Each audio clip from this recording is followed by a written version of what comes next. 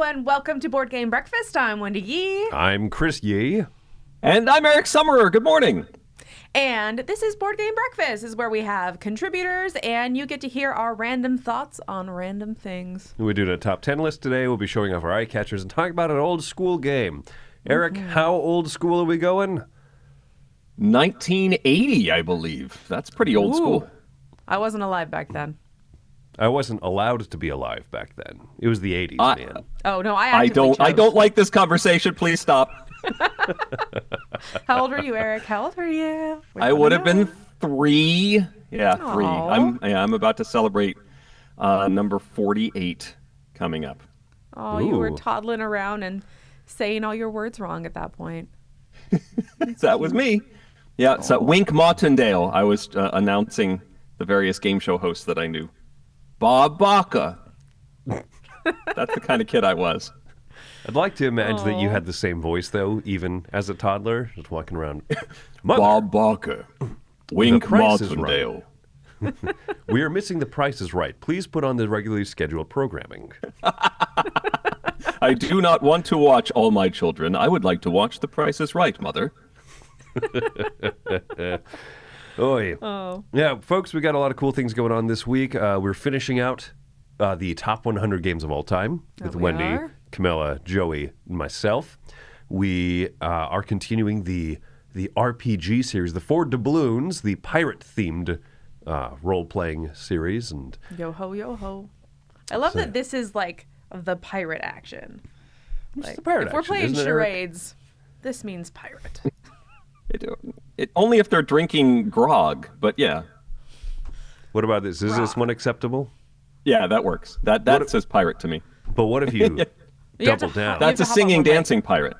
Yeah. There it is. Yes. Let's see. Anything else exciting going on this week? I've been playing reviews and all that type of stuff going on. We do want to remind you to sign up for Dice Tower West this spring That's in Las right. Vegas. So if it's starting to get cold in your area and you're like, ooh, I want somewhere warm, go to Vegas.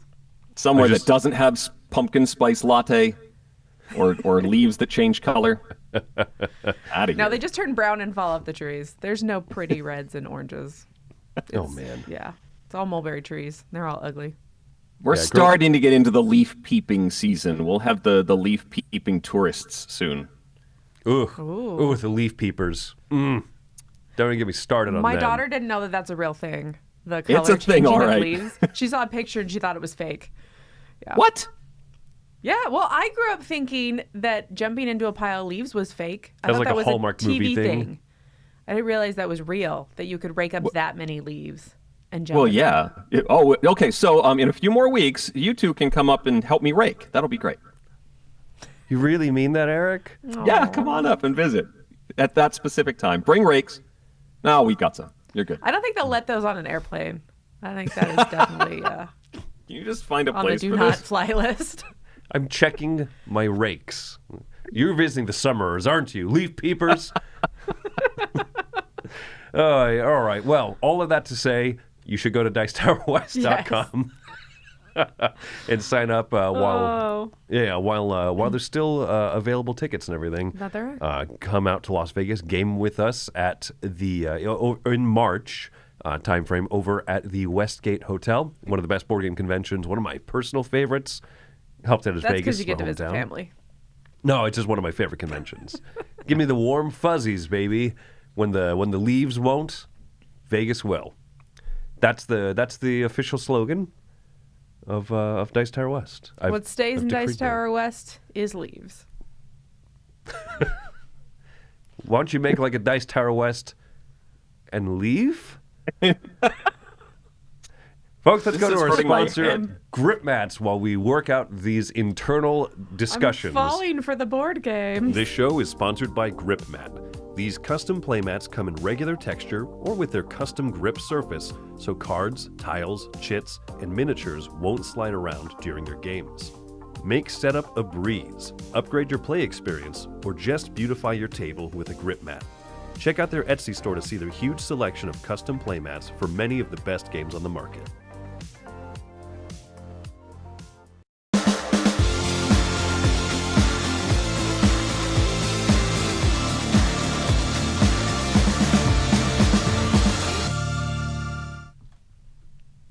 right, it is time to begin the show in a way that we often begin the show, by talking about things that have caught our eyes. It's Eye Catchers.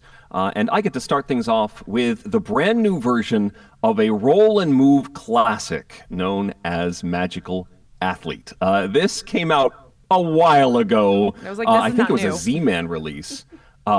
And Tom, our mutual friend Tom, championed this thing to no end. In fact, there was even friend. our mutual friend Tom. We did a live version of this at one of the Dice Tower conventions, which was very entertaining. This new version, however, from CMYK, has a very distinctive art style. It feels like it's reminding me of the. Am I too old? Are you too young to remember the Letter People? The come and meet the Letter People, come and meet the family. Words are made of letter people. A B C D, follow me. Yes, I've never heard you of know that this before in my life. Okay, so Have you we heard all of are on the same Bananas in page here. Pajamas, though? Only vaguely. Anyway, there is an I'm looking art this up. style to this that looks very 1970s, early 80s animation.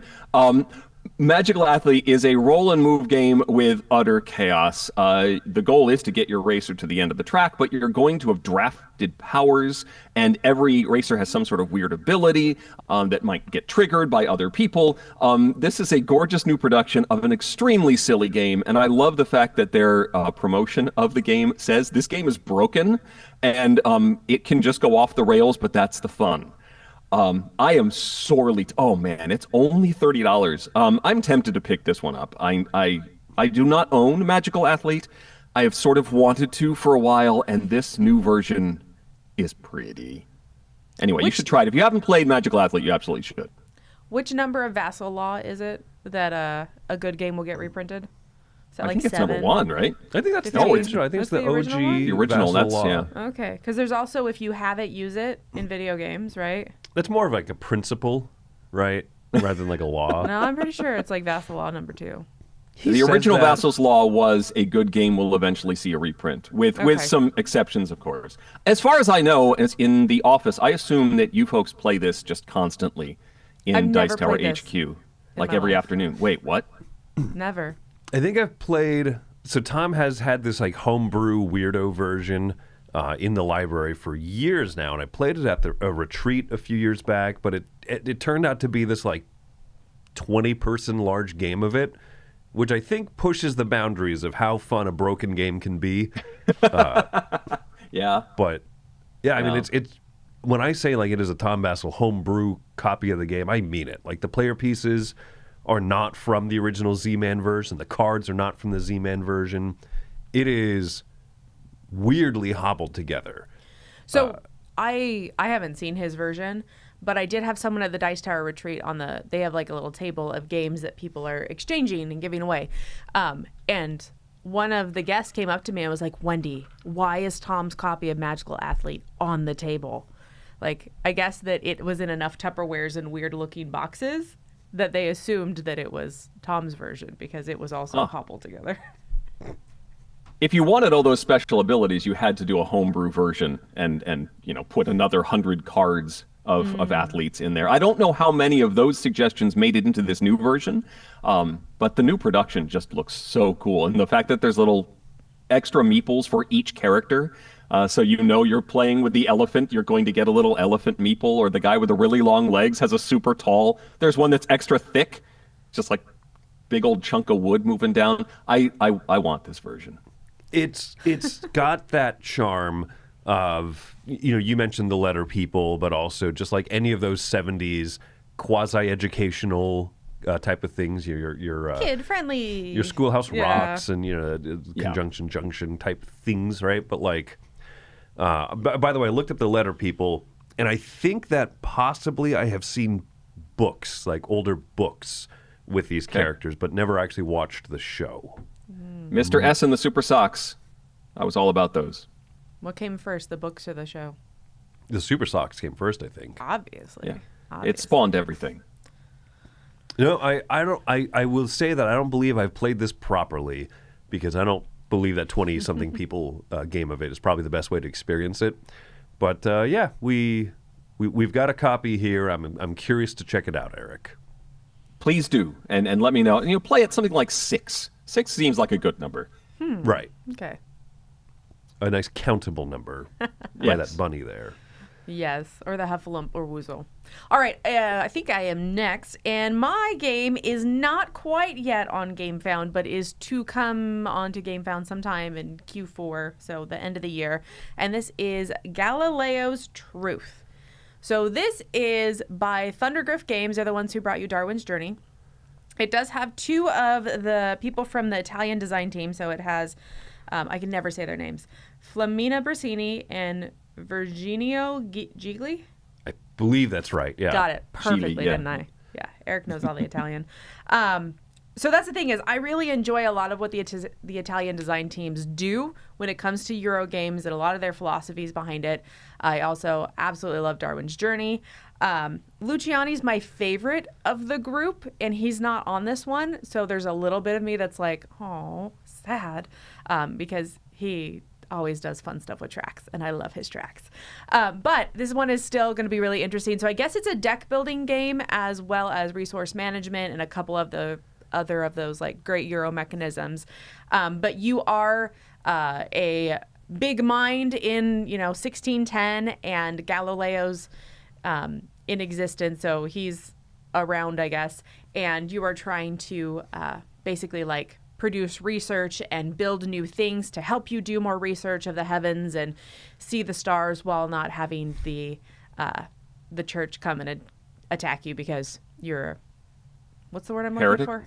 Heretic. Heretic. There you go. The H word. You're not the H word. Yeah, so it's one that I'm excited about, and I think because I loved Galileo Galilei so much, and I thought that theme tied in so well to that game, plus we've got, some designers I like, and we've got a publishing company I like, and now a theme that I find makes a cool game. I'm like, this is a win-win-win. Well, this is like a good follow. Excited. This is looks like a good follow-up thematically to Darwin's Journey as well. But yeah, man, heliocentrism, so hot right now. So hot, the H word. Don't say it. How long were you waiting to say heliocentrism? Since You've just been yesterday waiting. morning, I think. Yeah. Okay. Yeah. I don't even know what that word means, but That, Is that like the Earth is the center point versus the sun being the center point of the galaxy? other way around. Helio is the sun, meaning sun-centric. Being in the middle. That's the word I use to describe the sun all the time. Oh, the helio's coming up. Whew, it's getting hot. Let's ask our daughter, who's like super obsessed right now with Greek mythology. Right? Helios, isn't that like the Greco name for? Is that the god who like chariots the sun across the sky? No, that's a taco place. Oh, okay. I mean, there was what's his face with the wings that got too close to the sun, Well, that was fell in the Icarus. ocean and died. Icarus, yeah. Icarus Jr. She Icarus knows. Jr.? She knows him. I think that's right. His dad was Daedalus, but we'll call him Icarus Jr. That's officially canon now. Yeah. Oh, Icarus isn't the dad. Icarus was the son. Icarus was the son. Yeah. Gotcha. Yeah, Daedalus was the dad. Got it. You're a junior until you have children. Then you become a senior. Doesn't matter what your name is. I don't make the rules. We don't make the rules. We just make up the rules. Exactly. But yeah, this is a game I'm excited about. No, this looks really good. Looks really good. Mike Heller I'm says excited. Helios is correct about the guy with the chariot. That's, Oh my gosh. I think you're right. Yeah. I've been fighting a migraine since Friday, and I'm still nailing my Greek mythology. Look at me. Wow. Look at me. Maybe migraines are your superpower. I would never That's wish a that terrible upon anybody. superpower. You can Maybe only your do brain amazing is- things if you're having a migraine. Yeah, I can remember knowledge from 6th grade because of these migraines. Maybe your brain is heliocentric. Your brain's heliocentric. My eye catcher is heliocentric. It is Galactic Cruise is available now on Board Game Arena. Oh boy. So yeah, this is They recently moved to beta. yeah. It was in the alpha. We tried testing it out there, and it had like a few little glitches and stuff. But in the middle of our turn-based asynchronous game, it progressed into the beta. So now it's like more publicly available. So if you want to try out Galactic Cruise, it is it's available to play. And I think I think free. I don't think it's a premium restricted. They Oh, even better. They often have big games free at first and then later go to premium to get people excited and playing them. I think so, yeah. So get it now while supplies last. Yeah, It's a good one to that's try not online good. too, especially turn-based, because it can be a bit of a thinky game. Once you know it, it flows really well. I like the game a lot, but it can be a long one if you're playing in person, especially for a first game. So this is not a bad one to learn. I'm interested to see how the interface works in keeping track of everything. It was, I would say it was pretty good. We played it on our phones. It'd be one of those things like, oh, it's my turn. Zoom in. There's a lot of zooming. But Yeah, there's a lot of pinch pinching. zooming if you play it on your phone. I'm sure it'd be better on a computer screen or a tablet, but I just really, really like this game. And the fact that I can play it now on the go in my pocket, in the middle of other games. Oh, Pocket Galactic or Pocket Cruise. No, I like Pocket Galactic. There you go. That's what we're going to do. Perfect. If you get the internet plan on the Dice Tower Cruise, you can play the cruise on the cruise. Yeah. I could play an Or- async game of this while playing an in-person game of Galactic Cruise. Because that's yes, not that'll rude make at everyone all. happy at the table too. Yes, yes. I mean, you have to wait between turns. You got to do something, right? That's true. I joke. It is not the most I'll- polite thing in the world to, in the middle while waiting for your turn in another game, be like, forget you guys. I'll just be playing more of this game while I'm waiting to play this game. All right. Anyway, that's my eye catcher. Very excited to play more Galactic Cruise on Board Game Arena. Already enjoyed it. So there you go. Those are eye catchers. We're going to jump here, folks, to some of our contributors, and we'll be back for our top 10 list.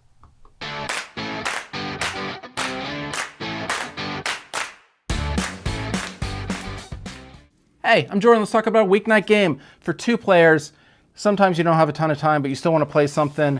It might not take a lot of thought. That's kind of the idea of a weeknight game. This one is from Scorpion Mask, and it came out at Gen Con, and I think it's fantastic. This is Tag Team. I wasn't at Gen Con. I picked this one up from somebody who was on my local board game Facebook group who was somebody selling a game. I guess they didn't like this one, and I guess their trash is my treasure because I think this one is fantastic. It's an auto battler mixed with a deck building game. You're going to start with a deck of 2 cards, and you're going to choose the order of those cards, and then after each round, you're going to be able to add a single card to your deck, but you get to choose the order of it. So there's a little bit of memory as you're trying to outsmart your opponent. You're going to have these 2 battlers, these 2 characters, and are going to be doing this tag team type of thing. And you're going to be battling your opponent. They have some hit points. They have some power of how much they're going to be hitting you. And each of them have like special powers and abilities. And as you're creating your deck, you're going to be creating your deck based off of who these 2 characters are that you have and then battling your opponent. You're going to take turns, flip a card, they flip a card, do what they say, battle each other. Flip a card, they flip a card, battle, do what they say. Flip a card, they flip a card, battle, do what they say. And you do that over and over again. It sounds like you're not even playing a game. The game play is happening in the stacking of the deck and trying to outsmart your opponent in the stacking of that as you're trying to defeat the different opponents that you have of those 2 characters back and forth. It's really cool. I can't wait for more playable characters in this, hopefully in next year as the packaging kind of suggests there will be more stuff coming next year. So Tag Team, when this one comes out later this year, you should definitely check this one out because I think it's really nice.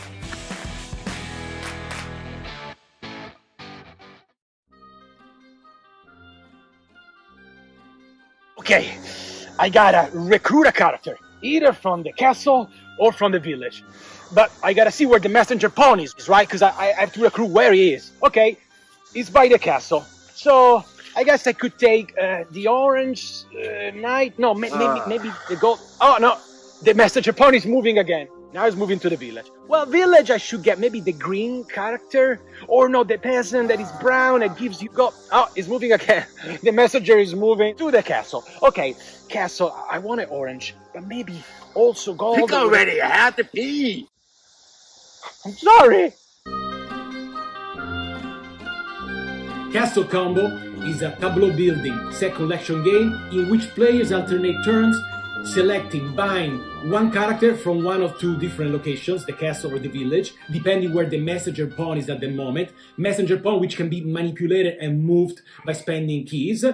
And then they take the character they purchased and put it on a 3x3 grid, which they will be building throughout the game, getting the character's immediate bonus. At the end of 9 turns, you score all your 9 characters together and determine the winner. Crazy Car! How do you win Castle Combo? One is that be mindful that you can clear the castle or the village using a key so that you can obstruct your opponent from cards he wants.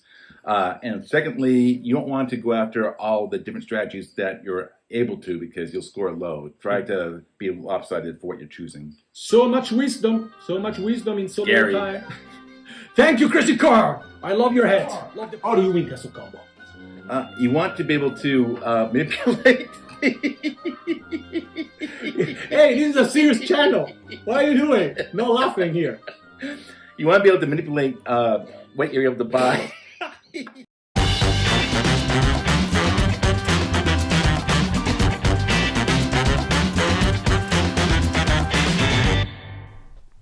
All right, so we're at our top 10 list here. Whoa, oh, Eric, you're not wearing your colander. What happened here?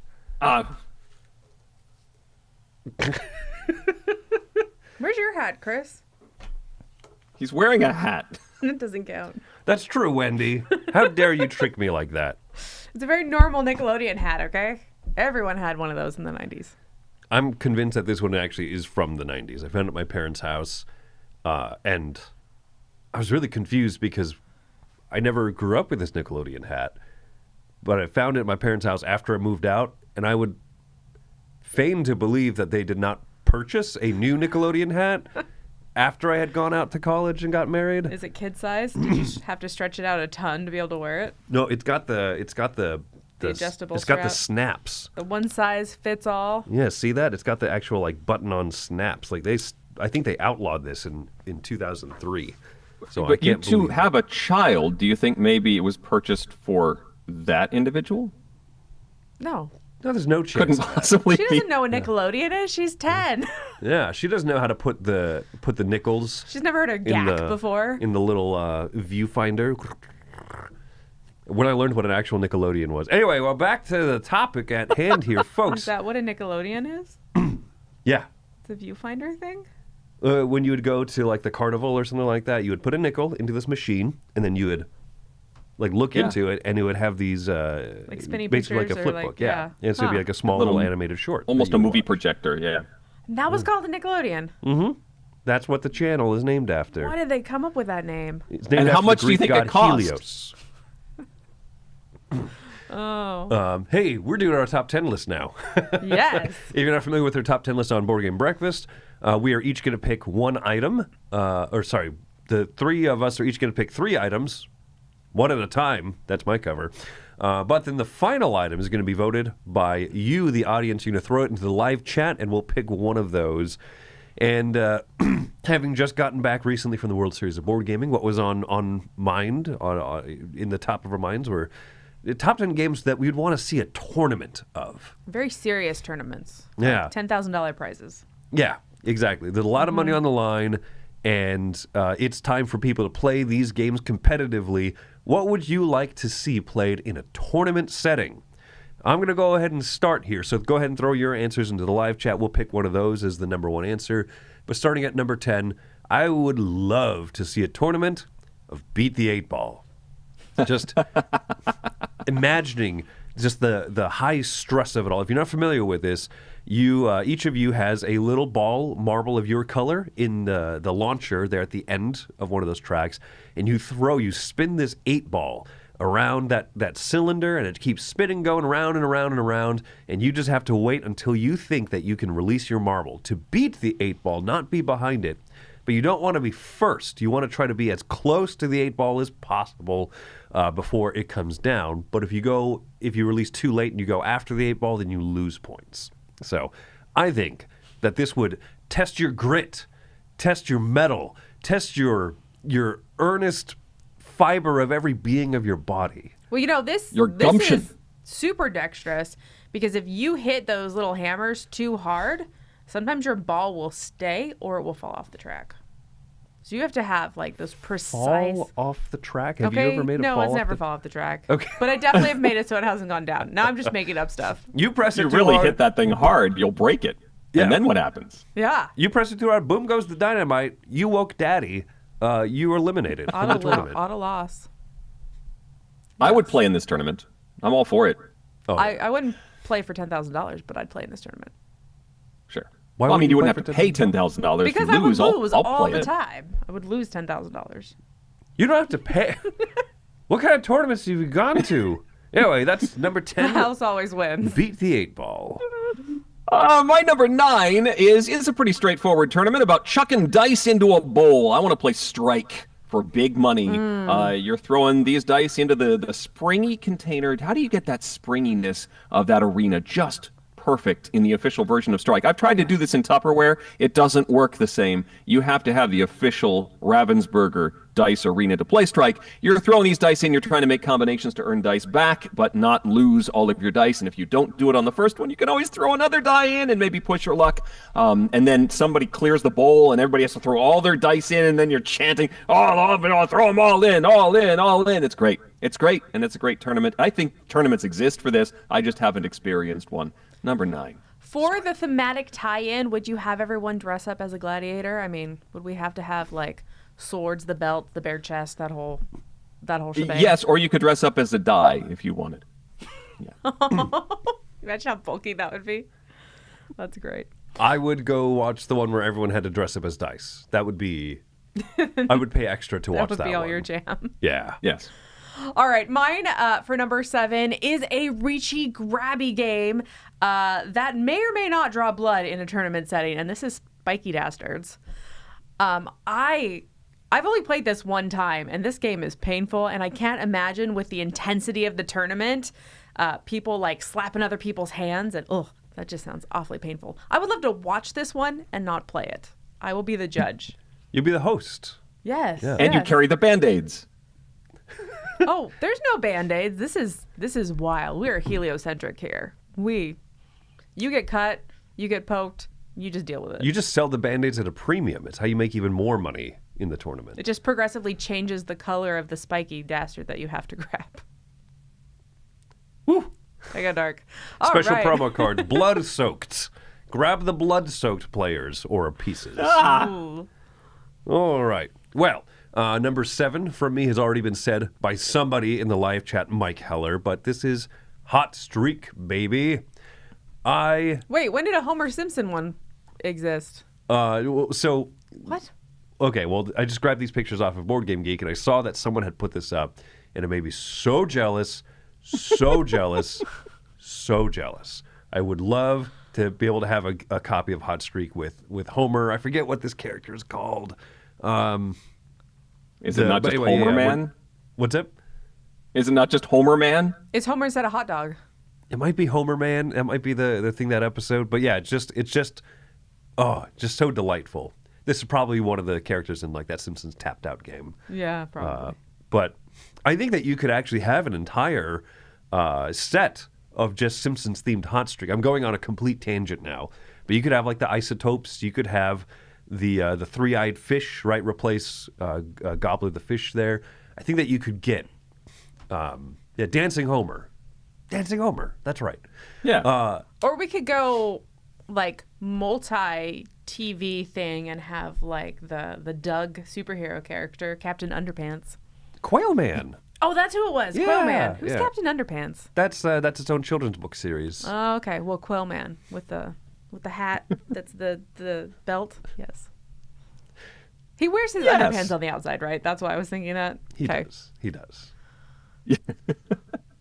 All right, moving on to my number 6, which is it's a dexterity game that makes its appearance at various Dice Tower events. It's called Pirate Billiards or Pirate and Billiard. You have to use a little mallet to hit underneath the board and sort of propel your marbles forward. But in the tournament mode, you can't just take your time here. This is going to be played with chess timers.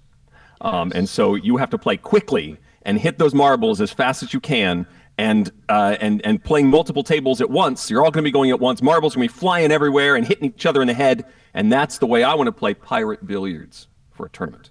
Who chases the balls when they fly You off have the table? specific people whose role it is. Like in tennis, you have ball boys and ball girls. Okay. And you run around and they have to chase down the marbles. And they wear a hat.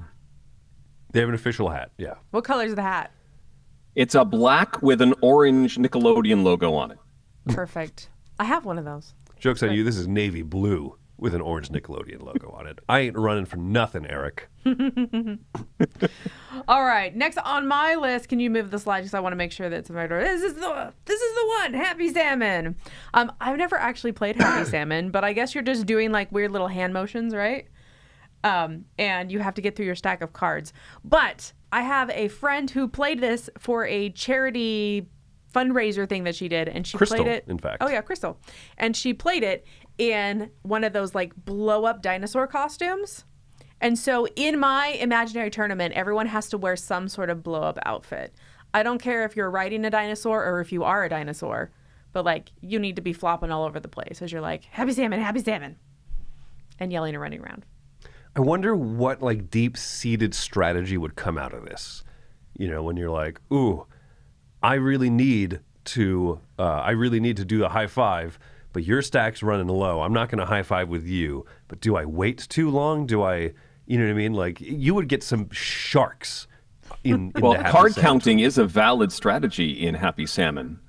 If you're really paying attention to everyone else's deck, if you're just worried about your own deck, you're not playing right. You got to worry about everybody else's deck and Yeah, I match play with it- the people who need to be matched with. I play at that level. Yeah, what's your ELO on Happy Salmon? All right. Number 4 from me.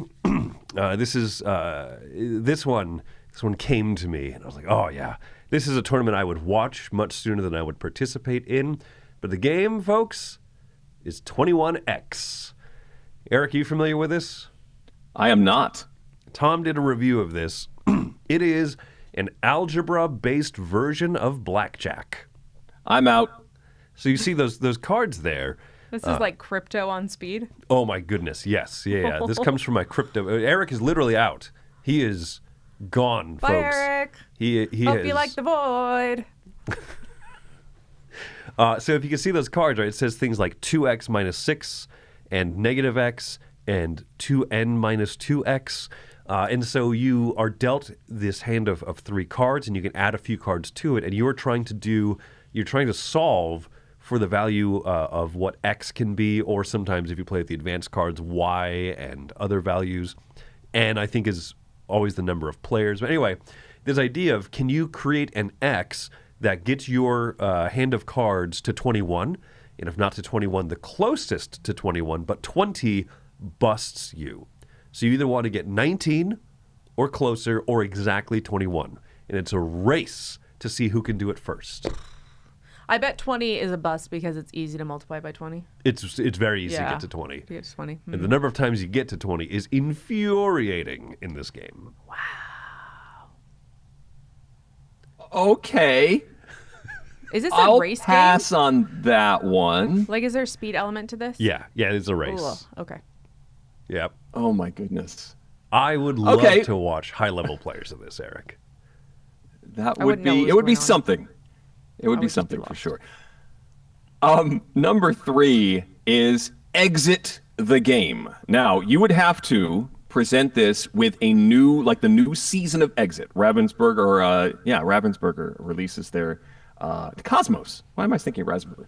Cosmos Blue releases logo. their new season of Exit games, and teams have assembled, and each round is presented with a new game, and you've got your assembled team of 4 players, and one is the arts and crafts specialist that's really good with the scissors and can fold and maneuver pieces, and then you got the puzzlers, and then you've got the word people, and you've got the spatial people, and you're working together to try and solve this as fast as possible, and you move on 3 rounds, and whoever does it the fastest wins and moves on to the next round, and then you end with like an advent calendar. Yeah. Exit the Game, tournament mode. I want prizes. I want teams that come with their own scissors. I'm going to be the speed cutter. That's my plan. Mostly because I'm bad at all the puzzles. I'm going to be the guy who's out. until you pull out the advent calendar, because I find those advent calendars really fun, but mostly because you do like 5 minutes of them at a time. You're like, sweet, done till tomorrow. Yeah. In fact, I get to start my advent calendar soon. I have the new one, and I'm planning to review it, so I get to do it in October. Oh, nicely It's a way to played. speed ahead.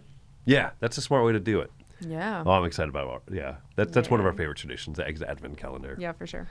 All right, I am number 2, and this game is bananas because it's called This is Bananas. Or it's Bananas. Officially, it's Bananas. Oh, my goodness. This game is ridiculous. We actually own this game. Chris bought it as a joke. But you have to squat and use this blow-up tail to pick up these little arches. And oh my gosh, your thighs hurt and burn so bad while playing this game. And it looks ridiculous. It is ridiculous. There's nothing that is serious about this game. So I see, like, there's a challenge mode where you have to play it backwards. Yeah, I guess so. Yeah, I don't know what that picture is, but I put it on there because it looked ridiculous. Yeah, can you imagine not being able to see? Because already it's really, really, really hard. Like, to get more than one on your tail is really hard.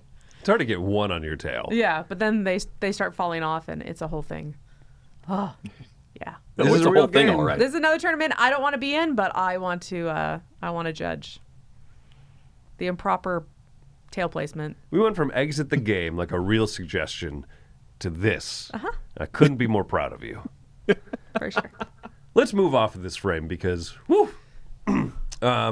So going now to the number 1 pick here from the audience. I think I should have been doing this earlier. I completely forgot that this is part of my responsibilities.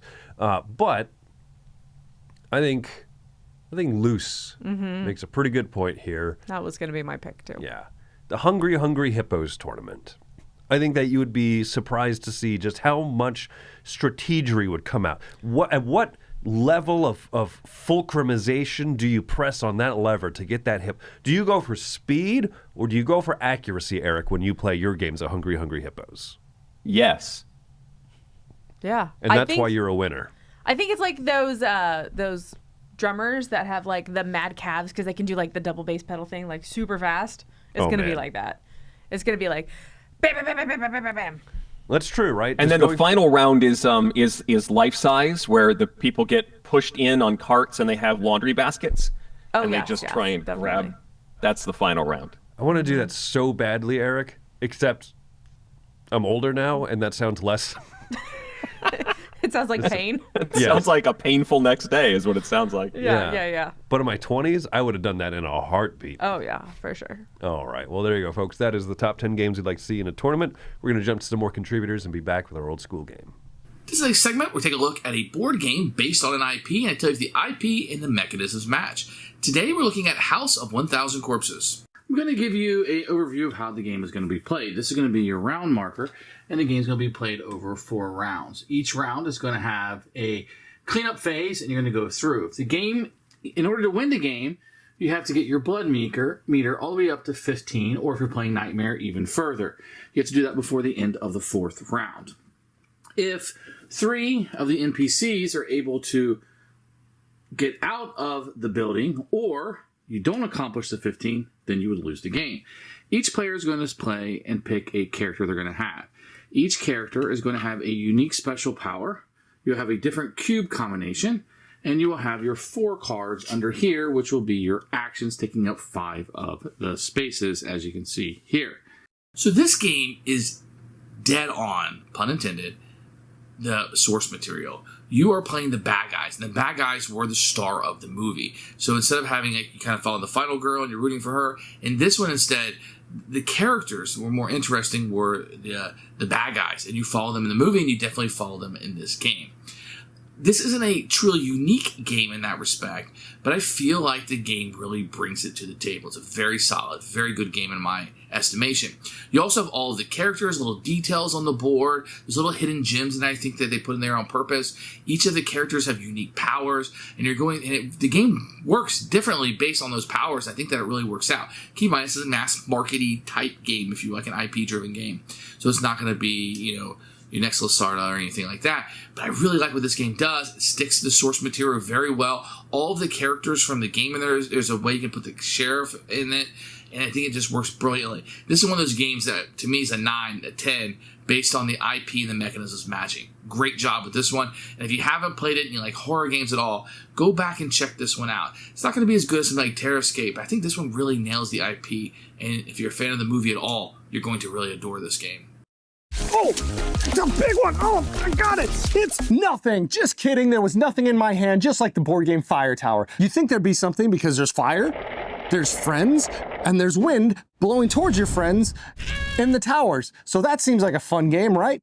Well, it is kind of fun, actually. Who is this game for? That's a great question. If you love playing with fire, if you live in California, if you're fans of high winds and high fires, well, this is the game just for you. Fire Tower is a board game where you have a fire in the middle of a forest and 4 towers on either corner. You're trying to get the fire to go towards the other person's tower and destroy them. Now, there are cards where you can play defense to try to prevent fire coming closer to you. I'm gonna do airdrop. What that's gonna do is it's gonna remove 3 in a line. It's gonna go. But what's the point of that? You should be playing offense, trying to burn everyone as fast as possible. Sorry, I didn't mean, excuse me. I don't know what that was. Is this game for kids? Are you asking me if this game's for kids? A game where you are actively trying to burn the other player? Yes, absolutely it's for kids. They will love it.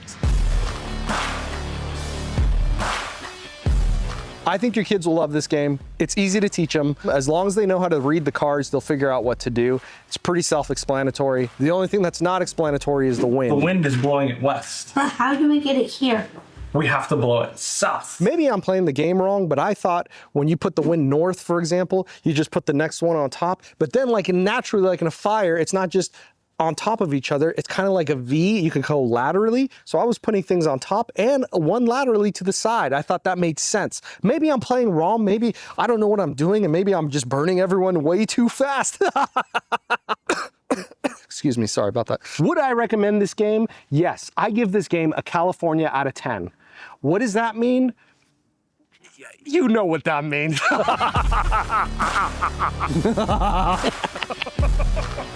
I just played it. Oh no, there's a mosquito. Oh, I gotta hurry up. There's mosquitoes out here and I'm bleeding.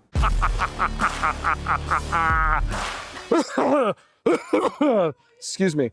I actually love the game. It's a lot of fun. What we do here is go back.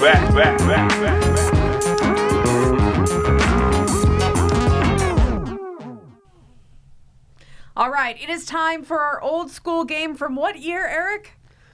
1980. When Eric was the wee little 3-year-old. So our game is Can't Stop. This is a game where you have different towers that you have to move up, and you've got 2 through 12, and the outer ends are very short, and the long end, the 7, is extremely long, and you want to reach the top of 3 towers. And you do that by rolling 4 dice, and then you have to add up 2 pairs of dice, and you can only move up to 3 towers per turn. So if you, for some reason, don't roll one of those 3, or can't make 3 of those connections on a turn when you roll, then you bust and you lose all the progress you made this turn, unless you decided to stop and not roll. So that is Can't Stop. There are a ton of different versions. There's even a Brazilian version that recently came out, No Puedo Parar, right? That wasn't Brazil. It was Chilean. Chilean. Mm-hmm. I was incorrect. So there's a ton of different versions over the years. This is I don't know if it still is the intro game on Board Game Arena, but when Board Game Arena really became big during the pandemic, this was the intro game. Like, you played this and they're like, this is how our system, like our operating system works. And everybody played it. It was not yet a premium game. So it was just like anybody everywhere was always playing Can't Stop. This is my most played game on Board Game Arena. I have over 300 logged plays of it, I think. Has Toy Battle gotten close? Not even close. I mean, Toy Battle was like 60-something plays. Which is still ridiculous. Yeah, which is still a lot. No. Board Game Arena is really good about this because it totals the dice for you. It's really quick to you just make your selections and move on with your turn. So it is a super fast game to play. It requires no algebra. I do not have to find X. Yes. Fair. Have you played this, Eric? Many times. I don't know what my stats are in Board Game Arena, but in person I've played this a lot. And this was one of the first, as soon as I had tried out probably a 1980s version of this, I had to run out and get, ours is from late 90s, early 2000s, I think, from Eagle Griffin Games. But I also have the expansion to Can't Stop, which is the Rollin' Down the Highway expansion that Eagle Griffin had a while ago. And Chris, I've been teasing you about this for a while, as soon as I told you. So the expansion comes with a bunch of little tiles, and they get placed on the board face down. And so as you work your way up the board, you might reach a certain point, and if I stopped here, I get to reveal this tile, which is a +1, which has me moving up one more on the track. And then this one, tile? I reveal another tile. This I get to keep and use as a 4 in the future. There are other ones that, there's a -1. One of those I didn't grab. There is a detour tile in here, so it's an arrow that just goes right or left. And so you might be cruising up the 7 track, but if you stop here, now you're in the 8 track. And you can actually pass yourself or go up a track that is easier to climb and shoot over to another. And you can even get all the way across if the detours line up just right. There's another one that brings out an additional white cone. So instead of having 3 numbers on your turn, you will be able to advance 4 if you play your dice right. It's a silly, chaotic expansion, and I don't play with it often, but it is kind of fun to throw some, extra chaos into Can't Stop. Does Board Game Arena know that exists? Because they have 2 variants that you can play, but they don't have that kind of expansion going on. So the 2 variants that there are is, one, if you land on where someone else has a disc already, you must move past. So you literally cannot stop. You have to roll again until that one moves off eventually. And then the other one is instead you're playing leapfrog. So instead of landing on someone, you just hop over them. And I assume that makes the game end faster because you're hopping up higher. Yeah, that's got to be, that's really got to speed, especially in a 4-player game, which I guess is maybe the one downside of it, is that if you're playing with more people, the game is not necessarily going to end, it's just going to be longer, right? Yeah. But yeah, I could see playing the little leapfrog variant if you just want to make it faster, I guess. But it's a game that I don't really take that seriously, and it's just fun. It's just a fun, silly game. They also have a 2-player variant where you have to go up to, I think, 5 towers. Yes. Yeah, for the smaller player counts, you have to play longer, basically. Yeah. Really? Yeah. What is this? I have never heard of this before. This is a re-implementation, it says. Route 66, the Mother Road. Family road trips just got a little more competitive. Did they? Did they really? What is this? Wow. I don't know this game. Is that the board? What is that big one? Wow, that's interesting. This looks like a game that is based on, it probably uses a couple of mechanisms. Maybe the dice selection from Can't Stop. There's also Can't Stop Express, which is really just a retheming of another Sid Saxon dice game that they called Can't Stop Express. But it's also fun. I don't know what's happening on this one. This is really bizarre. I don't know what this is. Yeah, I've never heard of it. That's a re-implements, allegedly. Interesting. Woo. Yeah, somebody asked if you can get this expansion anywhere. I have no idea. It was from Eagle Griffin. And do they have a date on it? I don't know when it was made. How old is that? I don't know if you can still buy it anywhere. Probably not. That's sort of the way these go sometimes. What is it called, Eric? Rolling Down the Highway? Rolling Down the Highway expansion. Designed by George Bud Sauer and Jeff Horger. from 2014. So yeah, much later from compared to the original game. Yes. Those punch-outs kind of make me think of a GMT game. It's a lot of little tiles. Yeah.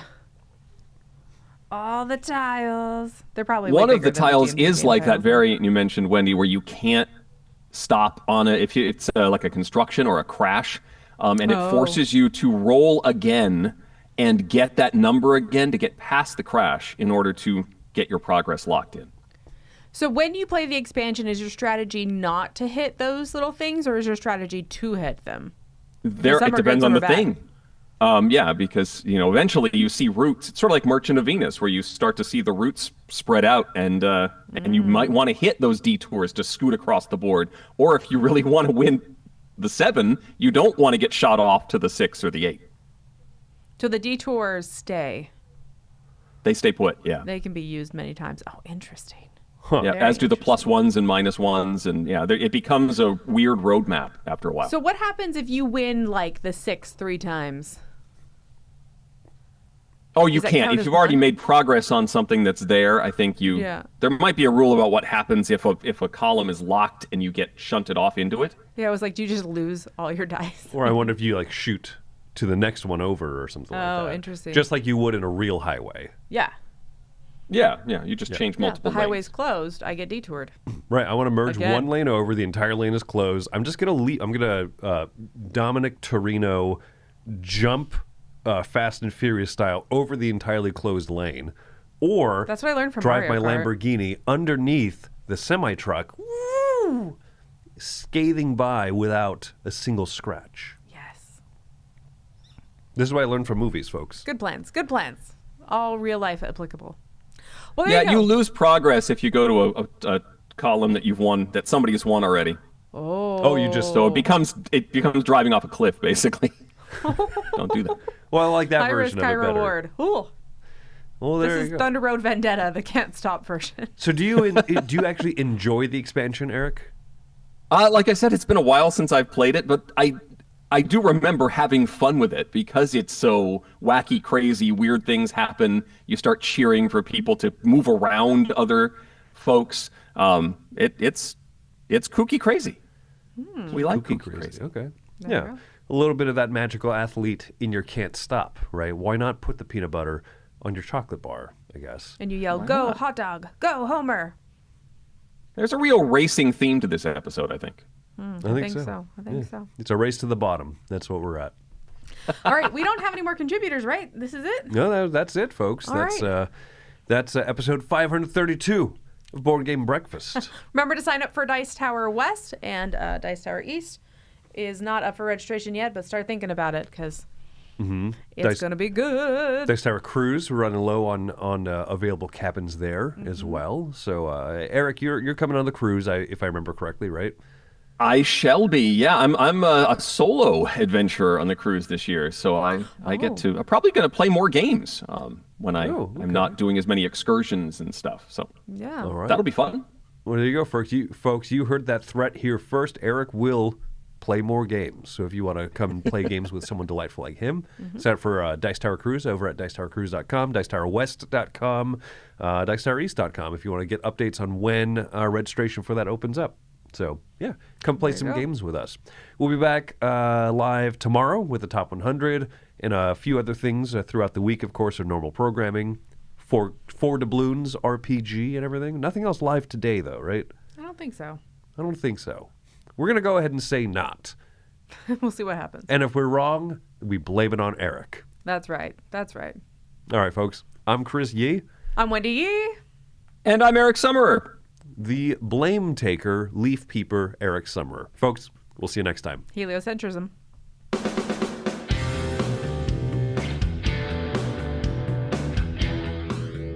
Hey folks, thanks for joining us for that video. If you haven't yet, like the video, subscribe to the channel, and hey, make sure you check out what's happening, where I'll cover an app on an iOS or a Switch device, and you can check it out along with me. Thanks very much. You've been watching The Dice Tower.